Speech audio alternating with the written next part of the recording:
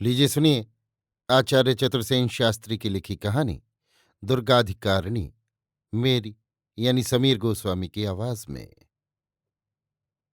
ओरछा के वीर महाराज चंपतराय युद्ध में घायल होकर दुर्ग में पड़े थे। उसी समय दुर्ग भंग हो गया। रानी घायल महाराज को केवल 20 योद्धाओं के साथ लेकर दुर्ग में से निकल पड़ी, परंतु शत्रुओं ने उनका पीछा किया। जब प्रत्येक वीर वीरगति को प्राप्त हो चुका, तब वीर रानी ने पति की छाती में कटार मार स्वयं भी प्राण त्याग दिए और इस प्रकार जीवित पति को शत्रु का बंदी होने के अपमान से रक्षा की। ये कोलाहल कैसा है महारानी? महाराज, दुर्ग भंग होना चाहता है। क्या प्राचीर के भीतर शत्रु आ चुके? हाँ महाराज। हमारी सेना कितनी अवशिष्ट है? केवल 100 वीर शेष बचे हैं। सेनापति को बुलाओ। सेनापति काम आए। इस समय दुर्गाध्यक्ष कौन है? मैं। ओह, कोलाहल बढ़ रहा है। एक सैनिक का प्रवेश। महाराज की जय हो। द्वार भग्न हो गया। शत्रु इधर ही आ रहे हैं। महारानी, मुझे सहारा देकर उठाओ, मैं युद्ध करूंगा। महाराज, आपके शरीर पर असंख्य घाव हैं। राजवैद्य की आज्ञा नहीं। राजवैद्य को अभी बुलाया जाए। राजवैद्य उपस्थित होते हैं। राजवैद्य, मैं अभी युद्ध के लिए सज्जित होना चाहता हूं। महाराज, ये असंभव है। नहीं, इसे संभव करो। महाराज, आपके शरीर पर 80 घाव हैं, जिनमें 8 मर्मांतक हैं। खेद है, तब क्या मुझे शत्रु का बंदी होना पड़ेगा? महारानी। महाराज, क्या मैं बंदी हूंगा? महाराज, यह संभव है। सेवक प्रवेश करके। जय राजमाता की। पालकी और सेना प्रस्तुत हैं। अच्छा, कुल सैनिक कितने शेष हैं? केवल 70। बहुत अच्छा। 50 सैनिक दुर्ग की रक्षा करें और शेष 20 हमारे साथ चले। महाराज, आप पालकी में सवार होजिए।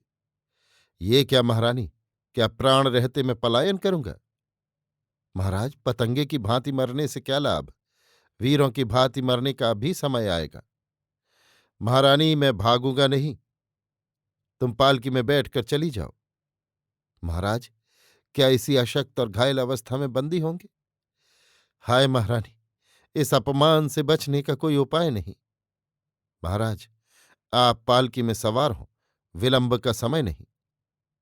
परंतु महाराज, मैं दुर्ग रक्षक के पद पर हूं, मेरा पद वापस लीजिए। नहीं महारानी। तब मेरी आज्ञा मानिए। एक शर्त पर दुर्ग स्वामिनी। वो क्या? मैं जीवित बंदी न होने पाऊं। महाराज को बंदी करने की सामर्थ्य किसी में नहीं। उठिए। राम रक्ष। महारानी, महाराज को पालकी में लेटाओ। मेरा घोड़ा लाओ। 20 सैनिकों का मैं संचालन करूंगी। शीघ्रता करो, शत्रु आ चुके। जो आज्ञा। गुप्त द्वार सुरक्षित है। तब चलो। राह में। महारानी, प्रतीत होता है शत्रु पीछा कर रहे हैं। घोड़ों की टाप सुनाई दे रही है। महाराज निश्चिंत रहें, शत्रु आपका चरण छू नहीं सकेंगे। महारानी, वो शत्रुओं की हुंकार सुनो। सुनती हूं। राम रक्ष। महारानी, 10 वीर यहीं रुककर शत्रु दल का सामना करेंगे। शेष 10 वीर पालकी के साथ बढ़ेंगे। पालकी के साथ मैं जाऊंगी। शेष 10 वीरों के नायक तुम हो। जो आज्ञा स्वामिनी। 10 वीर रह जाते हैं, पालकी आगे बढ़ती है। शत्रु फिर भी आ रहे हैं, उनकी हुंकार सुनाई दे रही है। सैनिकों, पालकी तेज करो। महारानी, क्या मैं बंदी हो जाऊंगा? कभी नहीं महाराज।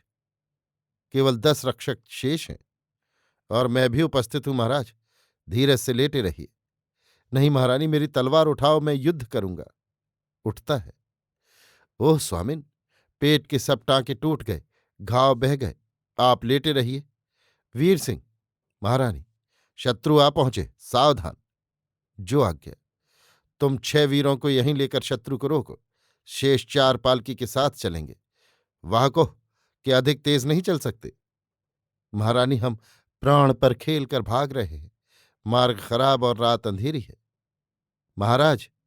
महारानी, अब आगे पालकी बढ़ाना असंभव है। तब क्या मैं बंदी हूंगा? नहीं महारानी, ये नहीं होगा। नहीं स्वामी, आप बंदी न होंगे। तब मैं आपके मन पद गौरव की रक्षिका हूं। जयसिंह, पालकी रोक लो और लौट कर खड़े हो जाओ। जो आज्ञा महारानी। तलवारें सूत लो। महारानी की जय हो। दो दो आदमी आगे बढ़ें। जो आज्ञा महारानी। महारानी। महाराज, अब कितने योद्धा बचे हैं? केवल दो। तीसरी मैं। आह, मेरे सम्मान की रक्षा कैसे होगी? महाराज उद्विग्न न हो। कटार निकालती है।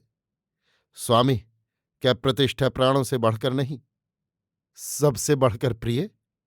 महाराज, प्राणनाथ, मैं उसकी रक्षा के लिए कठोर कर्म करूंगी। मैं क्षत्रिय महिला हूं। महारानी, मेरी प्रतिष्ठा भंग न हो। महाराज, अंतिम वीर गिरा। आगे बढ़कर, स्वामी, मैं क्षण भर ठहर कर आऊंगी। दासी के स्नेह से परिपूर्ण अपना वक्षस्थल सीधा कीजिए। राजा की छाती में कटार घुसेड़ देती है। शत्रुओं, तुम महाराज को बंदी नहीं कर सकते। महारानी को आदाब। क्या आपने अपने हाथ से महाराज को मार डाला? हाँ, महाराज की प्रतिष्ठा की रक्षा के लिए। अब मेरा अंतिम कर्म देखो। तुम में कोई एक वीर मुझसे युद्ध करने को प्रस्तुत है? नहीं महारानी, आपसे हमें कुछ दुश्मनी नहीं। तुम्हारे साथ कोई ब्राह्मण है? नहीं। हिंदू है? नहीं। तुम में मनुष्यत्व है? महारानी, लड़ाई लड़ाई है, मगर आप हुक्म दीजिए। महाराज का और मेरा शरीर कोई शत्रु न छुए। हमारी अंत्येष्टि कोई ब्राह्मण करे। देखते हो, मेरे सब वीर स्वर्ग जा चुके हैं। महारानी का हुक्म बजा लाया जाएगा। धन्यवाद शत्रुश्रेष्ठ। वही कटार सीने में मारकर महाराज की लोथ पर जा गिरती है। अभी आप सुन रहे थे आचार्य चतुर्सेन शास्त्री की लिखी कहानी दुर्गाधिकारिणी, मेरी यानी समीर गोस्वामी की आवाज में।